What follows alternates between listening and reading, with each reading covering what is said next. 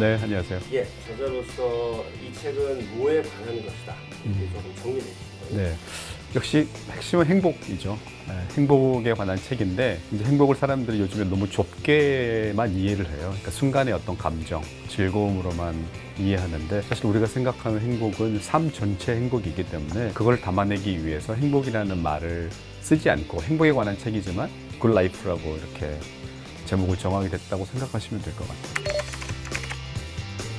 행복은 자기의 기분이 굉장히 좋은 상태다. 굿 필링이 첫 번째고, 두 번째는 자기 삶에 대해서 전반적으로 이 정도면 만족한다라는 자기의 평가가 들어가고, 그다음에 세 번째는 어떤 소명을 가지고 산다든지 내가 내 주변 사람들을 더 행복하게 만든다, 이런 어떤 의미가 충만한 것, 그러니까 즐거움과 의미가 충만해서 결과적으로 나는 이 정도면 괜찮다라고 느끼는 상태, 그 상태를 행복이라고 말할 수 있을 것 같아요.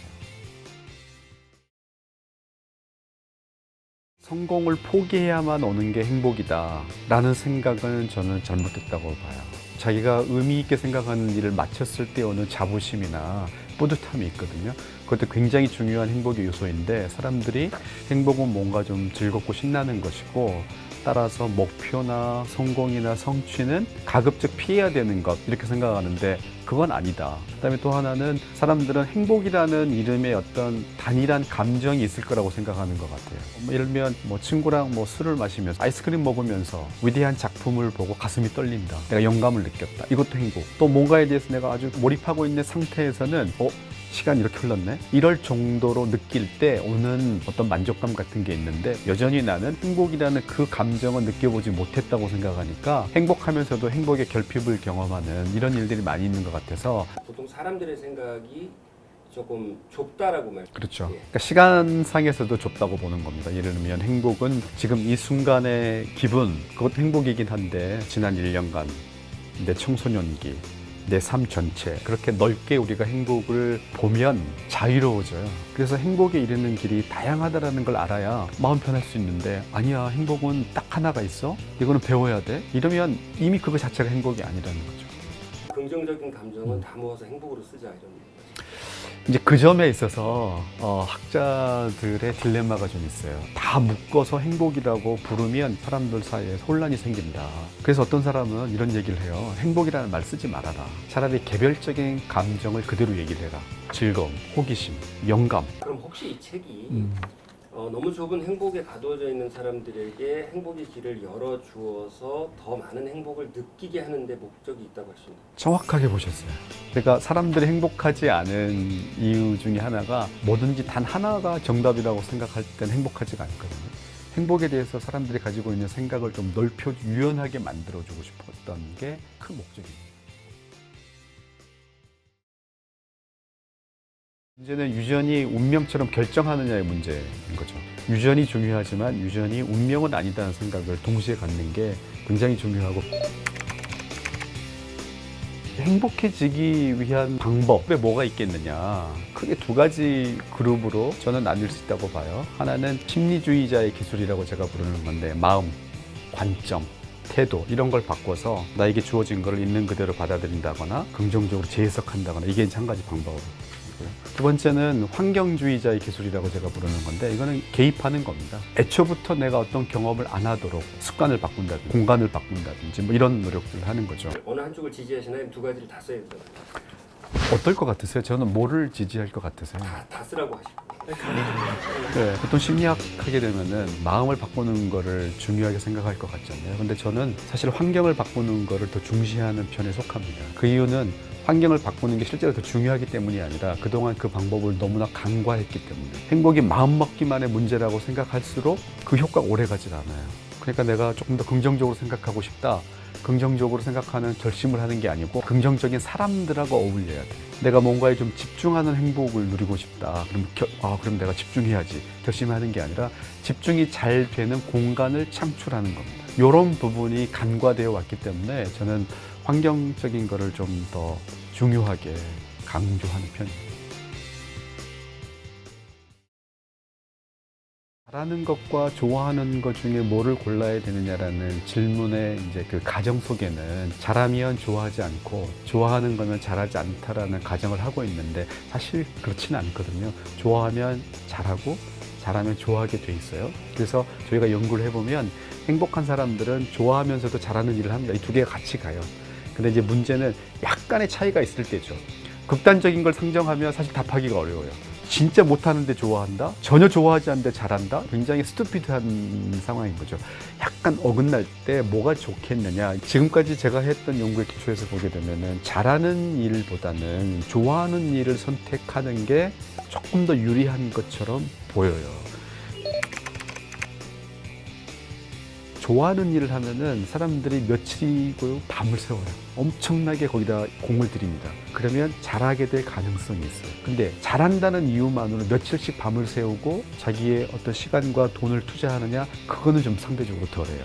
둘 다 중요하다 일단. 그런데 약간의 차이가 있을 때 좋아하는 일을 택해보는 것이 잘하는 거를 가져오는 결과로 나을 수도 있다. 이렇게 생각해 보시면 어떨까 싶습니다.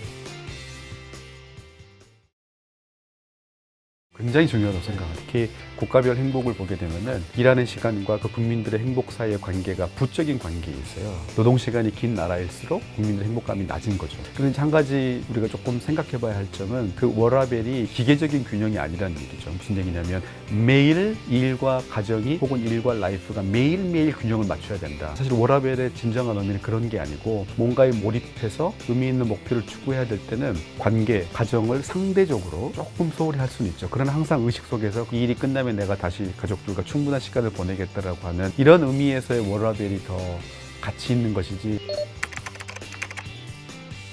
일에 몰두하고 있는 상황을 내 주변 사람들이 이해해주고 있느냐예요.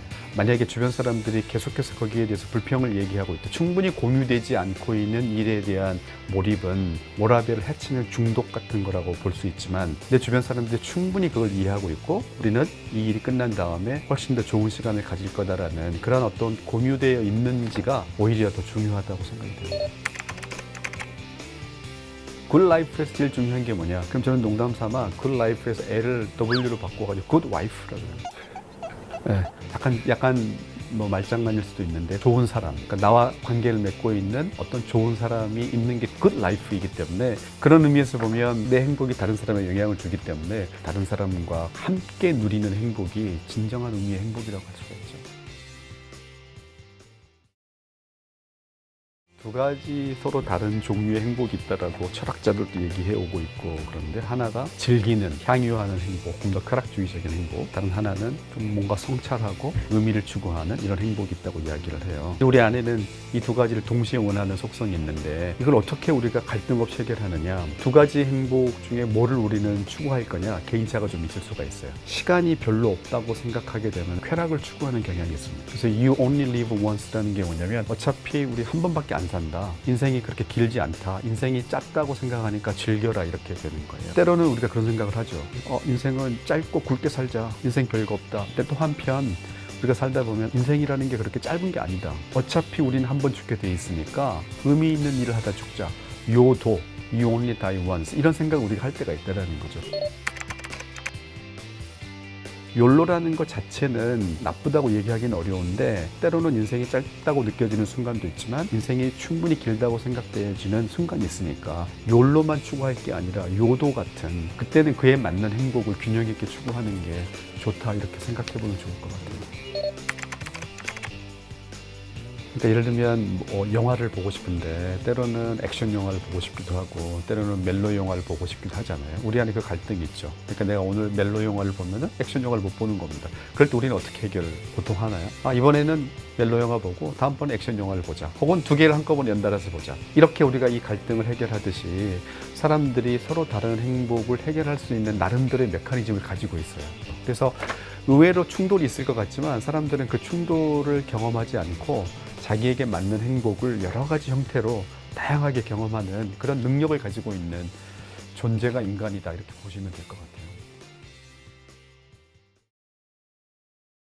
보통 우리가 전에 가지고 있던 생각은 이게 순전히 그 사람의 마음에서 비롯된다. 지금 점점 밝혀지고 있는 거는 이거 생물학적인 어떤 원인들이 있다. 마치 우리가 잠이 오지 않으면은 약을 먹고 잠을 자듯이 우울한 경우에는 이건 그냥 나에게 있는 어떤 하나의 증상이니까 약물 치료를 한다. 두려워하지 않는 태도가 굉장히 중요한 것 같아요. 그다음에 또 하나는 현대사회가 점점 개인들이 입자화되고 고립되는 현상이 있으니까 사람들과 관계를 보내는 그런 삶을 사는 것이 이런 우울에 대처하는 방법이 아닐까 생각합니다.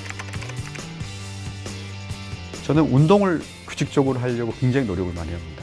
제가 제일 좋아하는 제 행복 유지 방법이고, 그 다음 식구들하고 보내는 시간을 굉장히 많이 가지려고 일부러 노력을 많이 하고요. 그 다음에 친구들 만나는 거 또 많이 하고, 혼자 있을 때 보내는 시간 중에서는 쓰는 거를 조금 자주 해보려고 노력을 많이 합니다. 글 쓰는 걸 통해서 내 감정이 조금 더 정리되고, 또 그걸 통해서 새로운 거를 깨닫게 되는 경우가 있기 때문에 이런 방법들을 사용하죠.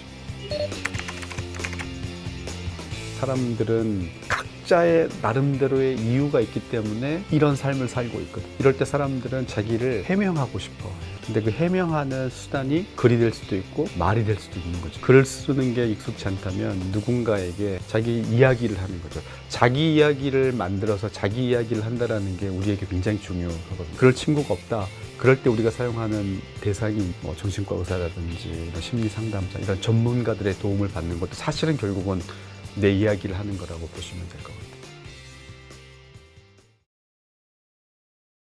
미혼인 사람들이 누구를 소개받기 위해서 이런 얘기를 하죠. 나는 외모는 안 본다. 나는 학벌은 안 본다. 자기 기준을 가지고 있는 거죠. 자기 기준에 맞는 상대를 만나려고 하는 겁니다. 회사에서 누구를 채용할 때도 우리는 이런 기준의 사람을 뽑겠다. 다른 건 안 본다. 이런 경우 많이 있습니다. 굿 라이프는 비슷한 것 같아요. 다 각자 자기가 생각하는 굿 라이프를 따라서 살아가는 겁니다. 이때 중요한 거는 내가 생각할 때 굿 라이프는 뭐냐? 나는 이거다. 그래서 나는 이것들을 충족시키면서 살고 다른 것들은 신경 쓰지 않겠다라고 하는 자기의 기준을 갖는 것. 제가 이 책에서 얘기하고 있는 게 정답이 될 수가 없잖아요. 근데 그 자기의 기준을 갖기 위해서 일종의 참고할 수 있는 정보를 드리기 위해서 제가 이 책을 썼다라고 보시면 될 것 같아요. 그래서 굿라이프의 내용들로 제가 이제 소개하는 것들도 있지만, 그거에 앞서서 굿라이프란 자기 기준이 있는 삶이 굿라이프다, 이렇게 정리해 볼 수 있을 것 같아요. 진짜 이 질문을 꼭 해주시기를 제가 바랬어요. 우리가 자동차라고 생각을 해보는 거죠. 그럼 문제가 없이 잘 달리고 있다는 걸 알기 위해서 우리가 계기판을 봅니다. 거기서 시그널이 나오는 거잖아요. 그 다음에 이 계기판의 시그널을 결정해주는, 예를 들면 엔진의 문제일 수도 있고 기름의 상태일 수도 있고 이런 것들 있잖아요. 그러면 나라는 사람이 잘 살고 있다, 굿라이프를 살고 있다는 걸 알려주는 시그널이 뭐냐? 그게 세 가지가 있다. 기분, 내 기분이 지금 괜찮다. 두 번째가 내가 내 삶에 지금 만족하고 있다. 그리고 난 내 삶에서 의미를 발견하면서 뭔가 목적 있는 삶을 살고 있다. 요 세 가지가 그런 시그널 같은 거예요. 그럼 이 시그널은 뭐에 의해서 결정이 되느냐?